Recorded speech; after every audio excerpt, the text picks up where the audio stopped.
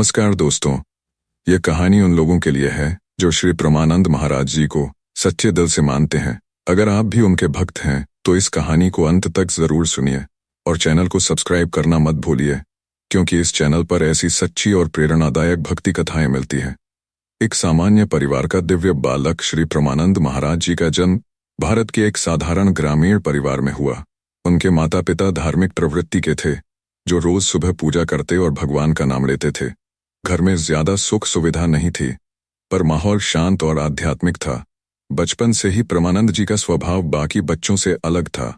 जब बच्चे खेलते थे वो मंदिर के पास जाकर बैठ जाते, घंटों तक मूर्तियों को निहारते, भजन सुनते और चुपचाप बैठे रहते। उनकी माँ अक्सर कहती थी, मेरा बेटा साधु बनेगा, ये इस जन्म में भोग नहीं, बस भगवान का नाम लेने आया है। स्कूल में पढ़ाई के साथ साथ उनका मन धार्मिक ग्रंथों की ओर भी आकर्षित होने लगा। छोटी उम्र में ही उन्होंने रामायण, गीता और संतों की जीवनी पढ़नी शुरू कर दी। एक बार उन्होंने स्कूल में अपने अध्यापक से कहा, गुरुजी, मैं बड़ा होकर साधु बनूंगा, भगवान की सेवा करूंगा। अध्यापक मुस्कुरा दिए, लेकिन उन्हें अंदाजा नहीं था कि ये बच्चा सच में एक दिन संत बन जाएगा। जब वो किशोर अवस्था में पहुंचे, तब उनका मन संसार से धीरे धीरे हटने लगा। मित्रों ने मोबाइल, फिल्म और घूमने फिरने में समय बिताना शुरू किया, पर परमानंद जी अकेले रहने लगे, मौन साधना में। 18 साल की उम्र में उन्होंने संकल्प लिया, अब मैं अपना जीवन भगवान को अर्पित करूंगा। ना विवाह, ना भोग, सिर्फ सेवा।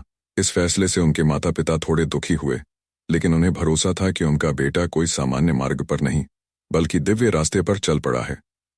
परमानंद जी कुछ वर्षों के लिए हिमालय और अन्य तीर्थ क्षेत्रों में साधना के लिए निकल गए।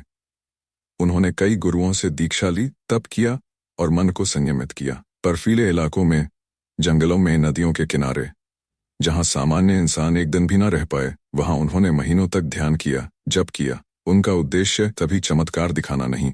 वो कहते थे, चमत्कार तो खुद भगवान है, हमें बस उनके चरणों में श्रद्धा रखनी है। कुछ वर्षों बाद वो वापस लौटे।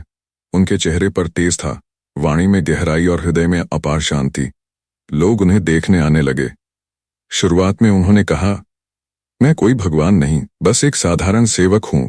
लेकिन भक्तों के आग्रह पर उन्होंने प्रवचन देना शुरू किया। उनका हर प्रवचन एकदम सरल भाषा में होता, न जटिलता, न डर, बस प्रेम, भक्ति और सेवा की बातें। उनके शब्द लोगों के दिल में उतर जाते। लोग कहते, महाराज जी की बातें सुनने के बाद लगता है जैसे अंदर कुछ बदल गया हो।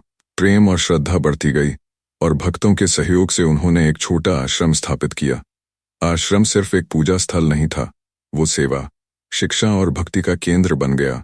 वहां भूखे लोगों के लिए भंडारा चलता था, अनाथ बच्चों को शिक्षा दी जाती और बुजुर्गों के लिए ध्यान केंद्र बने। परमानंद जी खुद झाड़ू लगाते, भोजन परोसते और हर भक्त को गले लगाते। उनका कहना था, सेवा बिना भक्ति अधूरी है। श्री परमानंद महाराज जी के प्रवचनों की सबसे खास बात यह थी कि वो डर या पाप की बात नहीं करते, बल्कि प्रेम, क्षमा और करुणा पर जोर देते। उनका एक वाक्य बहुत प्रसिद्ध है, भगवान को मंदिर में नहीं, दूसरों के आंसू पोंछने में खोजो।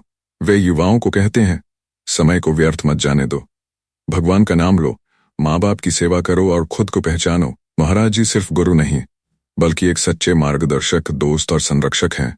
वो किसी को नीचे नहीं देखते। हर जाति, धर्म, रंग, अम्यंग, अमीर, गरीब, सबके लिए उनका हृदय खुला रहता है। उनके कई भक्त कहते हैं, जब हम महाराज जी के पास होते हैं तो लगता है जैसे दुनिया की सारी चिंता मिट गई हो। जहां आज के समय में अध्यात्म एक ट्रेंड बन चुका है, वहां श्री परमानंद महाराज जी जैसे संत हमें सिखाते हैं कि सच्ची भक्ति दिखावे में नहीं, बल्कि नम्रता और सेवा में होती है। उनकी एक मुस्कान भी लोगों का जीवन बदल देती है। श्री परमानंद महाराज जी आज भी पूरी ऊर्जा और समर्पण के साथ लाखों लोगों का मार्गदर्शन कर रहे हैं। उनकी जीवन यात्रा हमें सिखाती है कि धर्म केवल पूजा नहीं, बल्कि जीवन जीने की एक श्रेष्ठ विधान है।